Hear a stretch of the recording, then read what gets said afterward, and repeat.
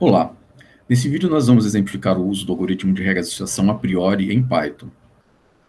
A biblioteca sklearn não tem um algoritmo a priori implementado. Dessa maneira, nós vamos usar uma outra biblioteca chamada a priori, que tem esse algoritmo implementado.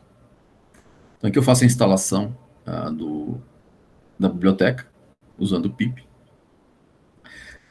Dessa biblioteca a gente vai usar o algoritmo que gera as regras, e essa função aqui é auxiliar para carregar o arquivo de transações, e também a gente vai usar a biblioteca NumPy. A gente vai usar o arquivo de transações armazenado nessa URL aqui. Então aqui eu usei o wget, o comando wget que faz um download desse arquivo e armazena no ambiente local. Então está armazenado aqui em storedata.csv.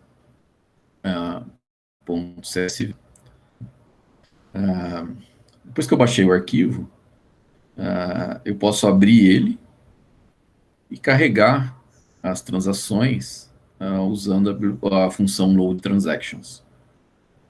Para carregar essas transações, eu passo aqui o identificador do arquivo que eu abri, e qual é o delimitador que eu estou usando.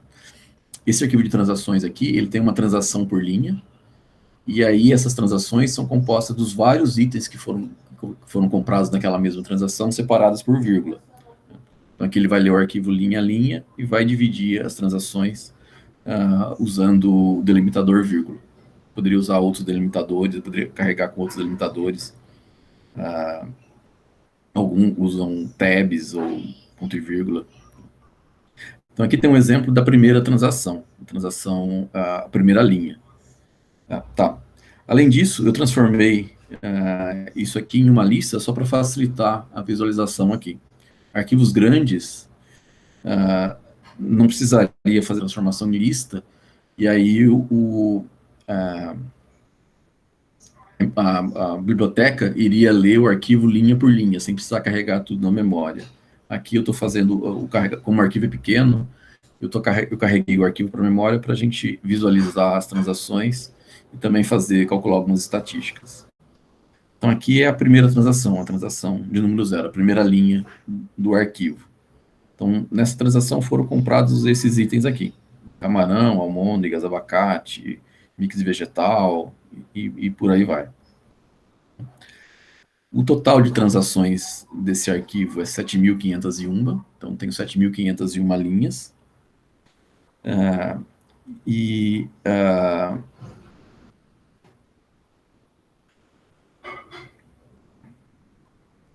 E aí eu calculei aqui o número médio de transações e o desvio padrão dessas transações. Então, em média, as transações têm perto aí de 4 itens, 3,9 itens, com desvio padrão de perto de 3. Então, em média, as transações têm mais ou menos 4 itens de média, com desvio padrão aí de 3. E aí eu vou executar o algoritmo a priori. Para executar o algoritmo a priori, a gente tem que especificar o suporte mínimo. Então, eu coloquei como suporte mínimo 1% da base. Então, as transações frequentes elas têm que ocorrer em pelo menos 1% da base. Tem que ter uma confidência de 0,35. Então, na hora de gerar as regras, pelo menos 35% das pessoas que compraram o antecedente tem que também comprar o consequente. E especifiquei um lift de 1,5. Quer dizer que as regras elas têm que ser pelo menos a probabilidade do consequente ser comprado tem que ser pelo menos 50% maior do que a média isolada daquele item. E eu quero regras com pelo menos 2 itens da cesta. Então, eu vou executar aqui o algoritmo. Como a base é pequena, ele executa bastante rápido. E aí, esse algoritmo, ele retorna uma estrutura que tem os itens sets frequentes e as regras associadas a esse item set. Se a gente vê aqui,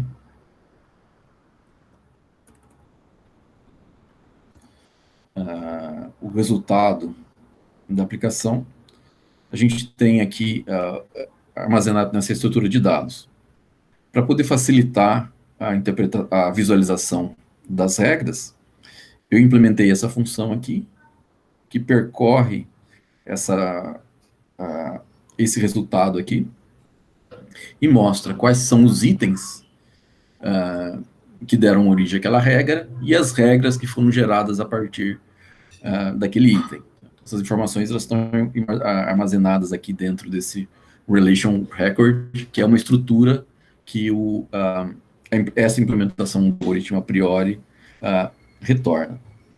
Então, aqui é um método que eu criei para facilitar a visualização dessas regras.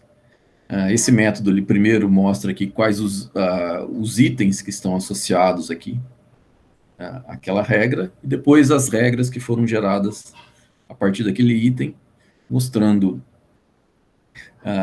as métricas geradas ali, as métricas de qualidade. Essa função print item set rules vai percorrer essa lista de resultados aqui e imprimir os itens e as regras. E aí, finalmente, eu estou aplicando essa função ao resultado que o algoritmo me retornou. Então, aqui, para esse item 7, cereais e água mineral, que tem um suporte de 1%, ele encontrou essa regra. Quem compra cereal também compra água mineral com uma confidência de 0,39. A maioria aqui dos itens 7 só retornaram uma regra. E esse item 7 aqui, por exemplo, gerou mais de uma regra. Então, aqui, para o item 7, água mineral, espaguete e carne, bife, o algoritmo encontrou duas regras que atendem os critérios de suporte mínimo.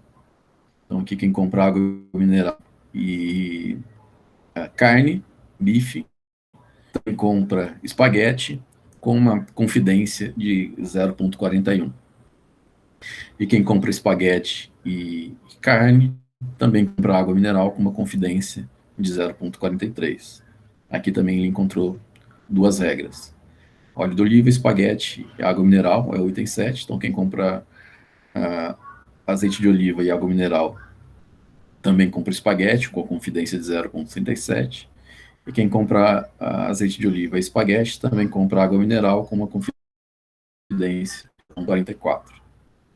Então, aqui, só para exemplificar a geração de regras de associação com Python, usando a biblioteca a priori.